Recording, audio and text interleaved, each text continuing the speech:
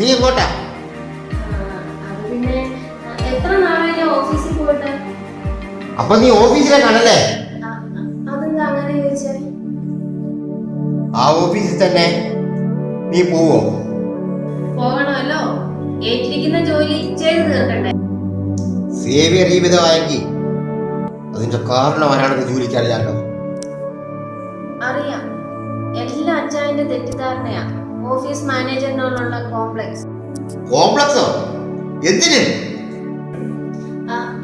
അത് പിന്നെ വരുണിന്റെ കാറിന് എന്തോ തകരാറ് സംഭവിച്ചതാണ്. അല്ലെങ്കിൽ പിന്നെ പാർക്കിംഗ് ഏരിയയിൽ വെച്ച് അങ്ങനെ ഇരിക്കുവോ? ഭർത്താവിനേക്കാൾ യോഗ്യനായി വരുണിനെ നീ കാണുന്നു. എനിക്കെല്ലാം അറിയാം.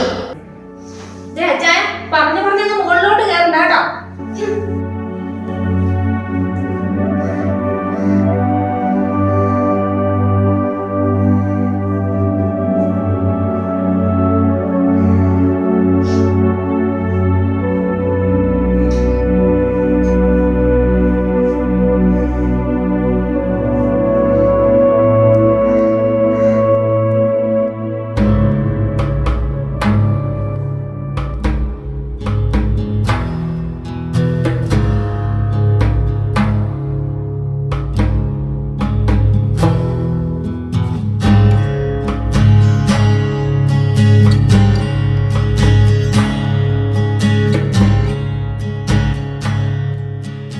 അപ്പച്ചന്റെ പിടിവാശി ഒന്നുകൊണ്ട് മാത്രമാണ് കർത്താവേ കൊള്ളരുതാത്തവനാണ് കൂടെ പൊറുക്കുന്നത്.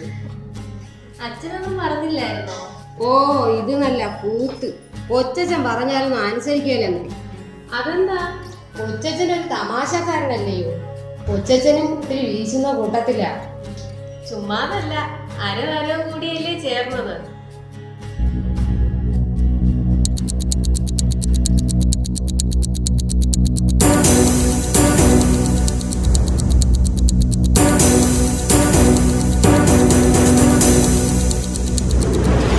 വരണം, വന്നേ പറ്റൂ.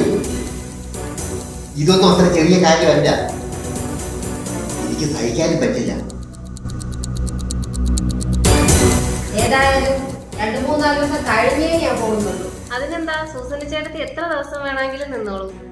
എനിക്ക് പിള്ളേരുടെ കാര്യത്തിലേ ഉള്ളൂ വിഷമം. അവര് കുടുംബത്തോട്ട് പോരും ചേട്ടത്തി. തന്നെ 4 കാലം കയറി വരുന്നതൊന്നും അലക്സിന് മേരിക്കും പിടിക്കല്ല.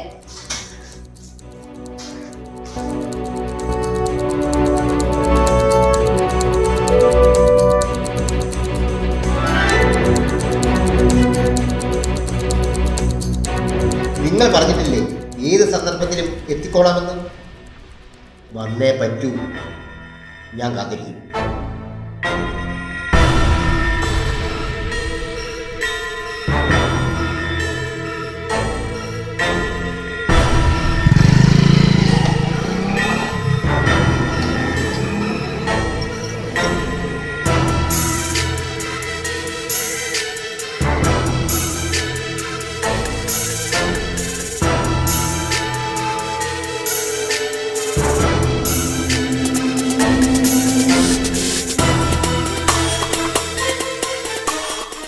സൂസന്നയ്ക്ക് പോകാനായില്ലേ?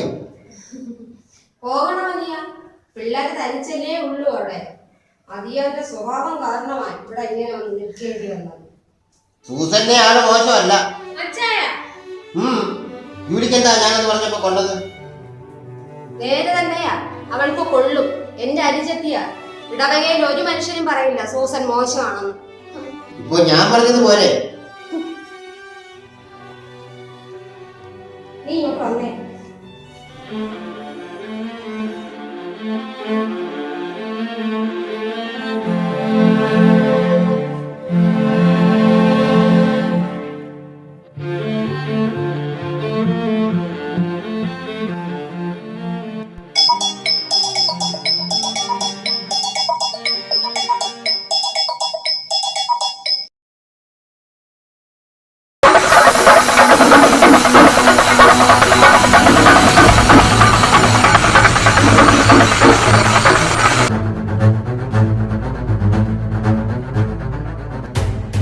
സേവ്യറെ ഒന്നും പറഞ്ഞില്ല. ഞാൻ എന്താണ് ചെയ്യേണ്ടത്? ഞാൻ പറഞ്ഞല്ലോ, എനിക്കൊരു തെറ്റ് പറ്റി. നോ, പഠിച്ചിരുന്ന കാലത്തും നീ ഇങ്ങനെയായിരുന്നു വാക്ക് മാറ്റി പറയാൻ മിടുക്കൻ. ജോൺ, ഇപ്പൊ ഞാൻ അങ്ങനെ അല്ലടാ. എങ്ങനെയല്ല? എന്റെ പ്രൊഫഷൻ തീർത്തും നിനക്കറിയാം. അറിയാം, അതുകൊണ്ടാണല്ലോ നീ വരാൻ പറഞ്ഞത്. എന്നിട്ട് എന്തിന്? എടാ, നീ ഒന്ന് അടങ്ങ്. നോ, നീ പറഞ്ഞ പ്രകാരമാണ് ഞാൻ ഇവിടെ എത്തിയത്. എനിക്ക് കാശ് വേണം. എന്റെ കയ്യിൽ ഇല്ലടാ. എന്റെ പ്ലാൻ എല്ലാം ഉണ്ട്. ഒരു വാടാക്കൊലയാണെങ്കിൽ തരാനുള്ള കാശ് ഇല്ല. സേവിയറെ, ഇത് ജോൺ ആണ്. John misty. അപകടകാരിയാണ് ഞാൻ. അറിയാമടാ, പക്ഷെ കൂട്ടുകാരാ, അവളെ എനിക്ക് വേണം. അവളെ നീ കൊല്ലണ്ടാടാ. എനിക്ക് കൊന്നോളൂ.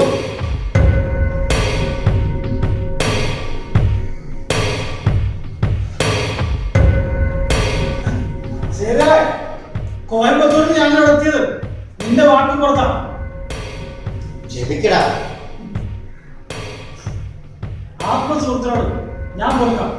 പക്ഷേ നിന്റെ മനസ്സിനെ കൊടുക്കാൻ ദൈവത്തിന് പോലും കഴിയുമോ? സത്യമാണ്, ഞാൻ അത്രയ്ക്ക് ക്രൂരനാണ്. നിന്നോട് ക്ഷമിക്കാൻ എന്റെ നിങ്ങളുടെ ഒരു വാക്കുകളില്ല. സ്വന്തം ഭാര്യയെ കൊല്ലാൻ വാടാക്കൊലകളെ ഏർപ്പെടുത്തിയ നീ മാപ്പർഹിക്കുന്നില്ല.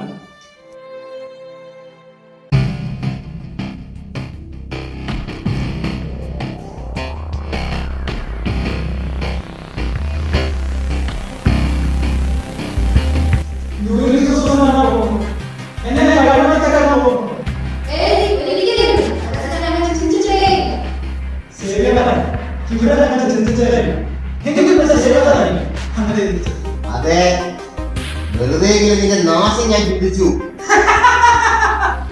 വേണം, നീ അങ്ങനെ തന്നെ ചിന്തിക്കണം. എനിക്കറിയാമായിരുന്നു നീ അതേ ചിന്തിക്കും. ജൂലി, നിന്നെ കൊല്ലാൻ ഞാൻ വന്നത് ഇവൻ പറഞ്ഞിട്ട്.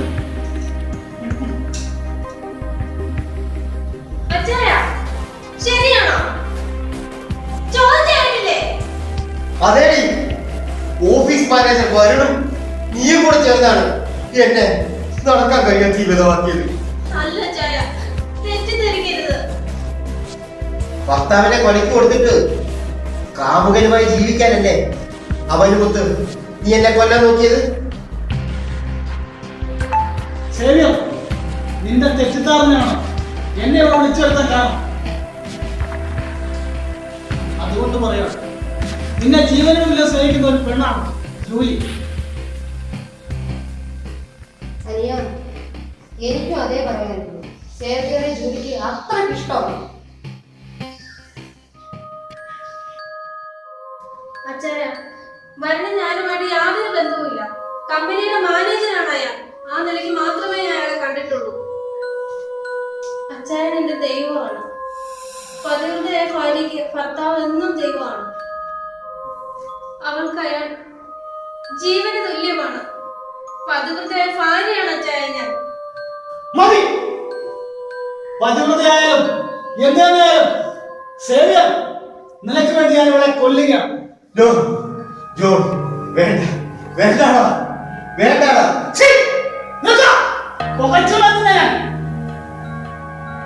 കൊലയും കൊള്ളയും നടത്തി തഴമ്പിച്ച കയ്യാണത്. രക്തം കണ്ട് അറപ്പ് നൽകാം. നിനക്കൊന്ന് ക്ഷമിച്ചു കൂടാടാ എന്നോട്? ക്ഷമിക്കാം. എല്ലാം നിർത്തി സ്വസ്ഥമായി ജീവിക്കുമ്പോഴാ നിന്റെ കോൾ വരുന്നത്. അതും കൊട്ടേഷൻ കാർഡ്. സ്വന്തം ഭാര്യയെ കൊല്ലാൻ. ഇതാ കൊല്ലണം അവിടെ. പിടിക്ക്, കൊല്ലണം.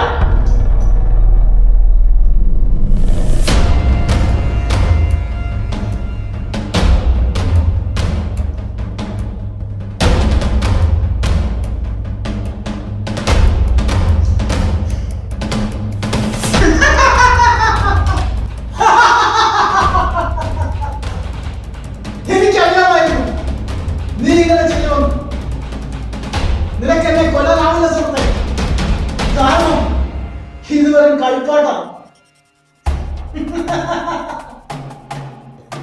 നിന്റെ മനസ്സിൽ എനിക്കറിയാമായിരുന്നു നീ ഇങ്ങനെ ചെയ്യുമെന്ന്. എല്ലാ വിവരങ്ങളും എനിക്കറിയാമോടാ. വരുണിനെ ഞാൻ കണ്ടിരുന്നു. നിന്റെ തെറ്റിദ്ധാരണയാണ് എന്നെ ഇവിടെ എത്തിച്ചത്. അതെ അച്ചായ, അച്ചായന്റെ സംശയം മാത്രമാണല്ല. കാർ മുന്നിലേക്ക് എടുത്തതും അച്ചായൻ വന്നതും ഒപ്പമായിരുന്നു. ബ്രേക്ക് കിട്ടിയില്ല. അച്ചായന്റെ ഈ അവസ്ഥയ്ക്ക് കാരണം വരുണായതുകൊണ്ട് ബാങ്കിൽ ഇട്ടിരിക്കുന്ന രൂപ എത്രയാണെന്ന് അച്ചായൻ അറിയാമോ? 1.5 കോടിയാ.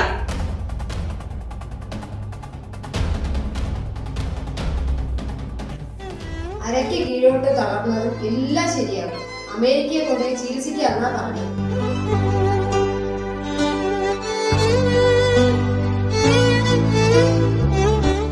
നീ എന്നോട് പറഞ്ഞ വിവരങ്ങൾ വെച്ച് എല്ലാം ഞാൻ തിരക്കിയാണ്.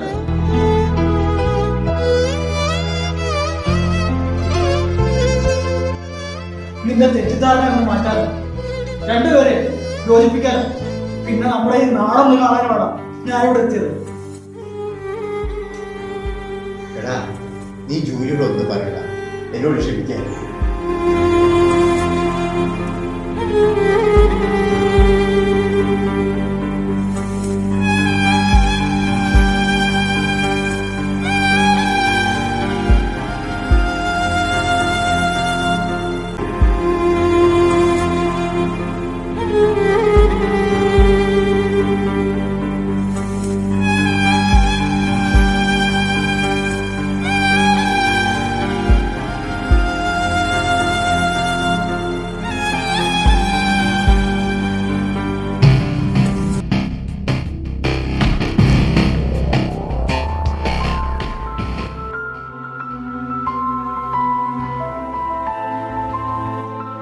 ഹലോ സാറേ,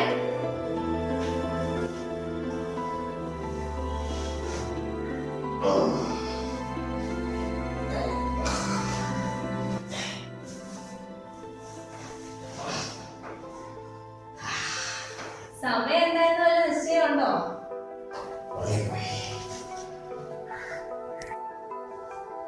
ഞാൻ എന്തൊക്കെയോ സ്വപ്നം കണ്ടു. എന്ത് സ്വപ്നം? തന്നെ പിന്നെ സൂസനെ ചേട്ടത്തി, അത് കഴിഞ്ഞ് എൻ്റെ ഒരു കൂട്ടുകാരനുണ്ട് ജോൺ. അവന് ജോണോ? ഏത് ജോൺ? ഒരു പാവം ജോൺ, കൂടെ പഠിച്ചത് ജോൺ, ജോൺ മിസ്തി. എല്ലാവരും സ്വപ്നമായിരുന്നു. നല്ല സ്വപ്നം. സ്വപ്നത്തിൽ പോലും അവന് നന്മ. അതാണ് ജോൺ, ജോൺ മിസ്തി.